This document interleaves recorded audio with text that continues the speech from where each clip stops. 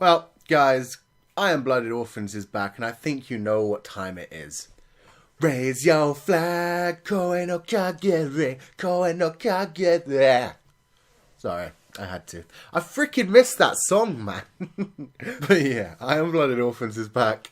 It came in with a bit of a bang. I mean, we had a big battle right at the end. We had a bunch of character building and world building at the beginning to show us where the characters have gotten to during the time skip.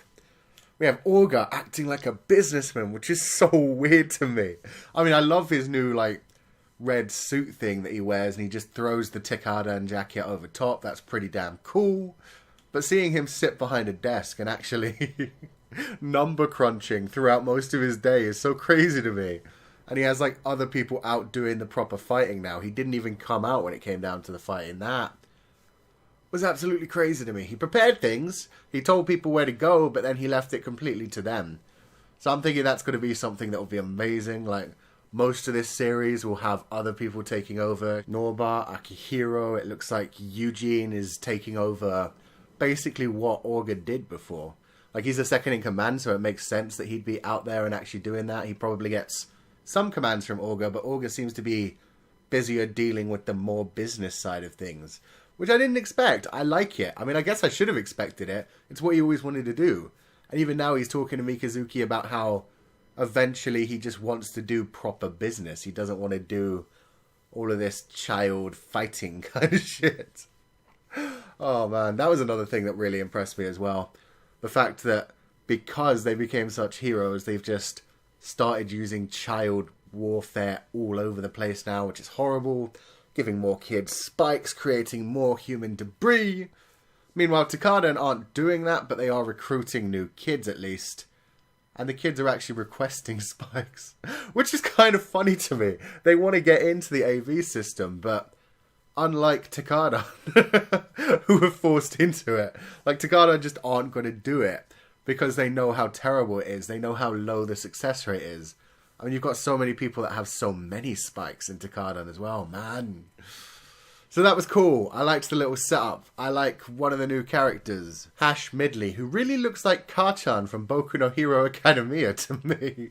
Just, grown up a little bit more. A little bit less lanky and shonen style. He's a little more grown up in this one. But yeah, they have the exact same hair, the same face. He doesn't look like an Iron Blooded Orphans character.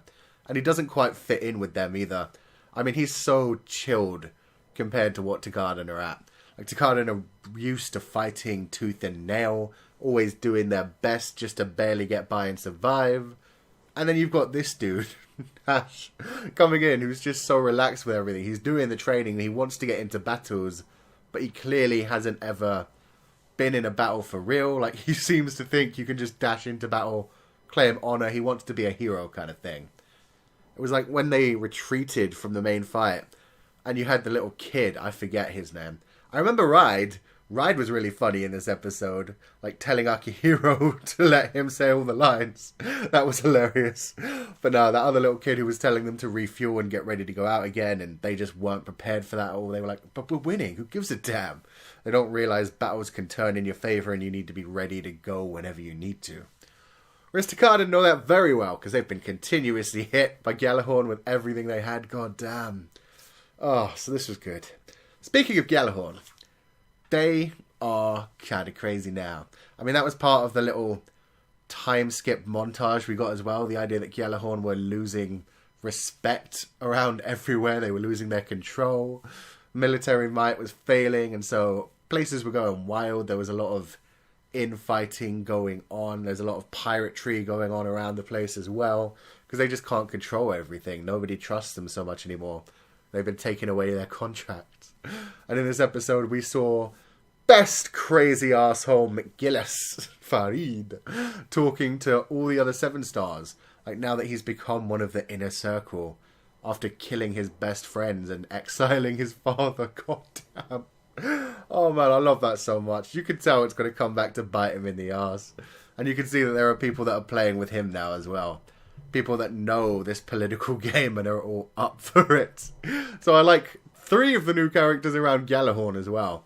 Whereas I only like that one new guy. I mean, the other ones are kind of boring. You've got Zack and Dante is finally fighting it. And Dante was always around, but he wasn't fighting before.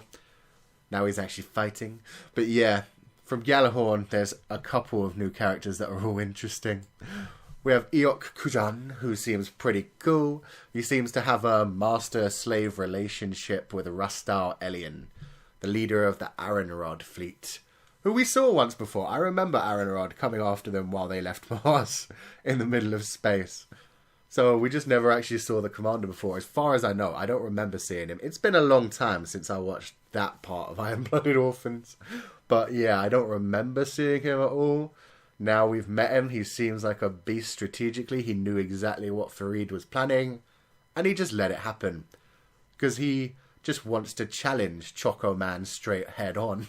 He does not give a shit. He thinks his Aranrod fleet will destroy no matter what Chocolate Man throws at him. Eok is just like the perfect little character, like a lamb in Arzan Senki, just following his master's wishes, so even though he's one of the members of the Seven Stars, that really weirds me out.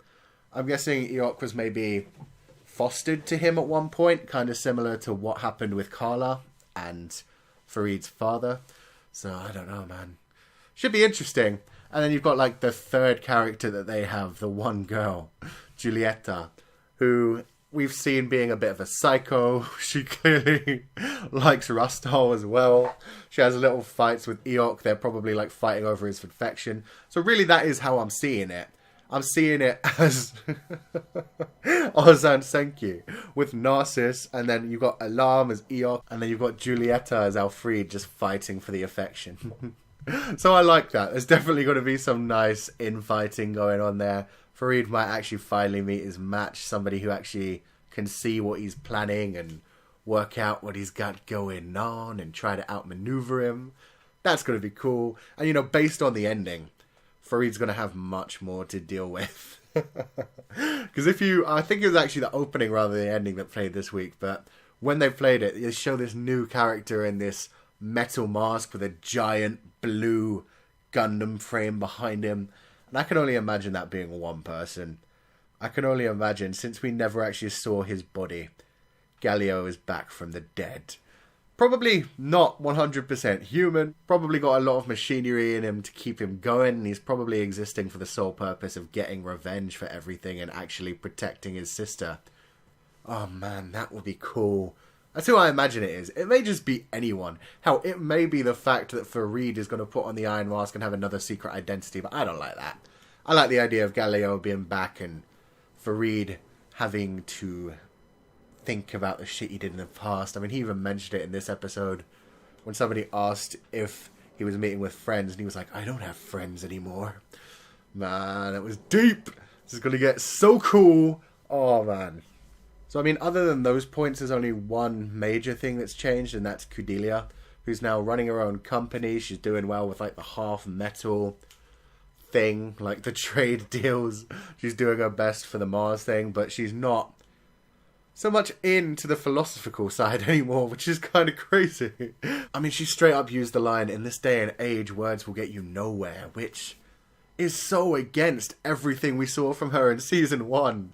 Man, that final battle where so many of the kids died really got to her. But Jesus, she is such a beast now as well. She's got like her own staff that are chasing out people trying to hound her. She definitely has leaks in her office again. As always, people know what she's supposed to be hiding, so, you know, political intrigue always going on around Cordelia. And all that's really changed with Atra is her hair's gotten slightly longer and bouncier.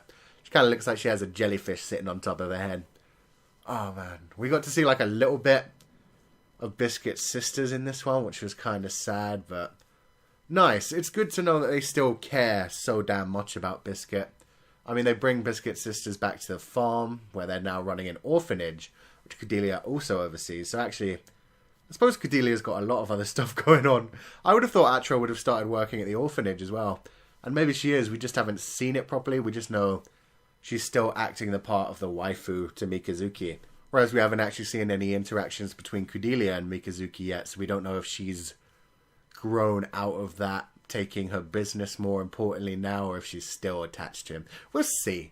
All I know is this was a great first episode. We got to see the new Barbatos going in with like the big red armor, the sleeker frame, supposedly souped up. I mean, it's got like the Tekkadan emblem on that giant pauldron looking thing, which is really cool. It's been rebuilt by Dewas. Oh, it's so cool. And the turbans, man. Like, they're considering the turbans on the same kind of level as Takada now. Orga was so cute with that. He didn't know how to speak to Naze Turban properly. He was so happy to get a phone call from him, though. Man, those two are so close. It's so lovely. And you've got, like, the girls from the Turban group still down on Mars, wishing they could go back to their darling. Training all the new recruits. It was brilliant. Them just talking about how the kids need to get better so they can go back to see their darling. So yeah, I Am Blooded Orphans has just shown us that it's got more of the greatness from last season. It's setting up more craziness. We'll see what's going to come out of it, because goddamn, everything looks so cool. Takada are known as like these super strong people. They call Mikazuki the Fiend, so people are coming to challenge them just for the hell of it. And Mikazuki is showing them just why he gets called the Fiend. So I'm really looking forward to getting to like Hash's backstory, since he is the one new character who actually looks like he could be protagonist material. He looks like he's going to be interested in Mikazuki, and he really wants to fight despite not having been in proper battles before. So I'm interested to see how his story goes, why he decided to come try and be a hero, and what his plan is for the future, if he has one at all. So yeah, let me know what you guys think in the comment section below. Let me know what you guys think about that Iron Mask looking bitch. Do you think he's going to be Galileo after all? Or do you think he might be someone else? Do you think he might be another one of Farid's hidden identities? Let me know your thoughts, and if you enjoyed this review, wreck that like button like you mean it. Subscribe if you haven't already to see more, and I will see you guys next time.